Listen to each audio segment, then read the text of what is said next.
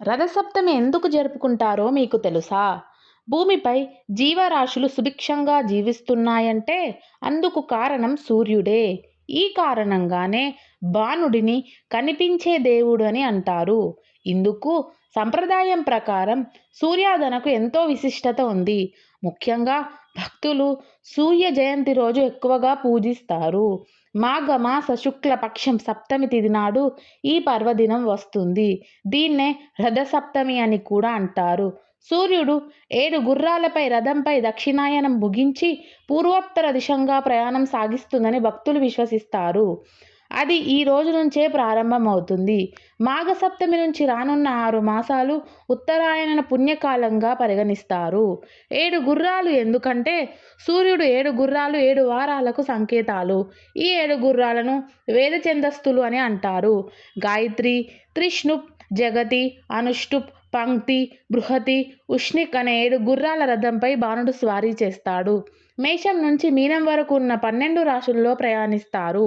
ఈ 12 రాశులను పూర్తి చేయడానికి సూర్య రథానికి ఏడాది సమయం పడుతుంది.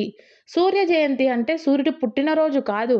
రథాన్నెక్కి సూర్యుడు సాగించే ప్రయాణం ఈ రోజు నుంచే మొదలవుతుంది. ద్వాదశ రాశులలో సంచారం.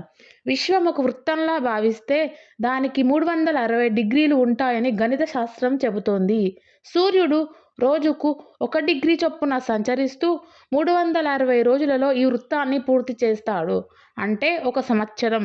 అందుకే జ్యోతిష్కులు ఈ సృష్టి చక్రాన్ని 12 రాశులుగా విభజించి ఒక్కొక్క రాశిని 30 డిగ్రీలుగా విభజిస్తారు. సూర్యుడు ఒక్కొక్క రాశిలో సంచరించే కాలాన్ని 1 మాసంగా పరిగణిస్తారు.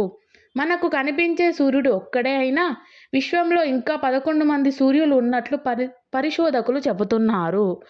కానీ మన భారతీయులు వేదకాలంలోనే ఈ ద్వాదశాదిత్యులను కనుగొన్నారు.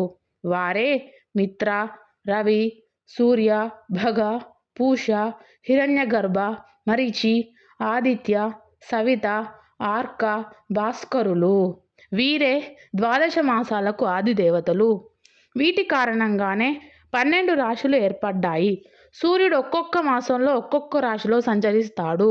ఉత్తర దిశలో ప్రయాణం. మాఘమాసంలో అర్కనామంతో సంచరిస్తాడు. మాఘ అంటే పాపం లేనిది అని అర్థం. పుణ్యాన్ని ప్రసాదించే మాసం కాబట్టి ఈ మాసాన్ని మాఘమాసం అన్నారు. నిజానికి ఉత్తరాయణం మకర సంక్రాంతితో ఆరంభమైన రథసప్తమి నుంచే ఉత్తరాయణ స్ఫూర్తి పూర్తిగా గోచరిస్తుంది. దక్షిణాయనం నుంచి విముక్తుడైన భాస్కరుడు ఈ రోజు నుంచే ఉత్తర దిక్కుగా ప్రకాశిస్తాడు. కాబట్టి రథసప్తమిని సూర్యగ్రహణ తుల్యంగా భావించి పితృదేవఋషి తర్పాలను ఇవ్వాలనే నియమాన్ని నిర్ణయించుకున్నారు. శత్రుబాధలు తొలగిపోవడానికి. సౌర కుటుంబంలో అన్ని ప్రాణులకు సూర్యుడే ఆత్మ కాబట్టి సూర్యోపాసన చేస్తే రుణ, రోగ, శత్రుబాధలు నశిస్తాయి. మనం మంత్రపుష్పాలతో ఒకటిగా పేర్కొనే యోపం పుష్పం వేద పుష్పవాన్ ప్రజవాన్ పశుమాన్ భవతి అనే వాక్యాలు దీనికి సంబంధించినవే. సూర్యారాధన చేసే పుష్పవంతుడు సంతానవంతుడు, పశుసంపద సమృద్ధివంతుడు అవుతాడు. సూర్యకాంతిలోని కిరణాల ప్రభావం వల్లే శరీరానికి సహజసిద్ధంగా విటమిన్ డి లభిస్తుంది. సూర్యకిరణాలు శరీరంపై తప్పక ప్రసరించాలి. అందుకే వైదిక, వాజ్మేయం, సంధ్యావందనం, సూర్య నమస్కారాలు, అర్ఘ్య ప్రదానం మొదలైన ప్రక్రియలను ప్రవేశపెట్టింది.